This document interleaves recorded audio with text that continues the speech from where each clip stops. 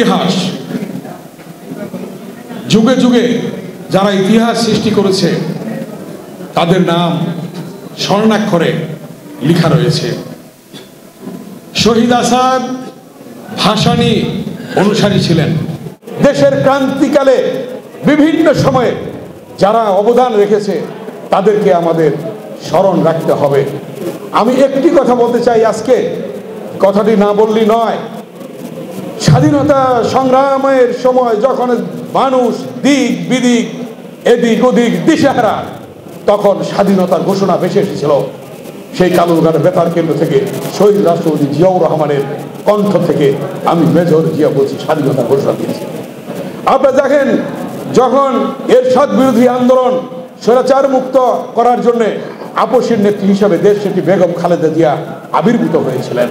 আপনারা দেখেছেন এই যে 24-এর যে গণ অভ্যুত্থান, দীর্ঘ 16 বছর বিএনপির ভারপ্রাপ্ত চেয়ারম্যান জনাব তারেক রহমানের নেতৃত্বে যে আন্দোলন হয়েছে, সে আন্দোলনে সেই বোলার ছাত্রনেতা নূরে আলম সহ সে মুন্সিগঞ্জের যুবনেতা এবং বিভিন্নভাবে যারা শহীদ হয়েছে, ইলিয়াস আলী গুম হয়েছে, সুমন গুম হয়েছে, নূরে চৌধুরী আলম গুম হয়েছে, তাদের বিনিময়ে আজকে সেই সর্বশেষ ছাত্র জনতার রক্তের বিনিময়ে আমরা পেয়েছি আজকে নতুন করে নতুন বাংলাদেশ।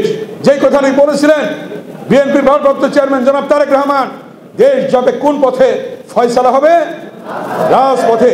যুগে যুগে ফয়সালা রাজপথে হয়েছে, আবারও ফয়সালা যদি রাজপথে আমাদের যেতে না হয়, সেজন্যে আজকে আমাদের অনুরোধ থাকবে অন্তর্বর্তীকালীন সরকারের কাছে যে যত দ্রুত সম্ভব প্রয়োজনীয় যে সংস্কার প্রায় শেষ, এখন দ্রুত নির্বাচন দিয়ে গণতান্ত্রিক সরকারের কাছে ক্ষমতা হস্তান্তর হবে।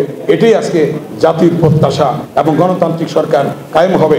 সেই গণতান্ত্রিক সরকারকে সামনে নিয়ে শহীদ আসাদকে স্মরণ করে আমরা সামনে এগিয়ে যাব এবং যে দাবিগুলি আজকে ডাক্তার নুরুজ্জামান শহীদ আসাদের ভাই করেছে, মাননীয় মহাসচিবের কাছে আমাদের অনুরোধ থাকবে যে আপনি এই বিষয়গুলি দেখবেন আগামীতে, যাতে শহীদ আসাদের এই দাবিগুলি পূরণ হয়। এই প্রত্যয় ব্যক্ত করে সকলকে ধন্যবাদ জানিয়ে শহীদ আসাদের আত্মার মাগফিরাত কামনা করে আমার বক্তব্য শেষ করছি।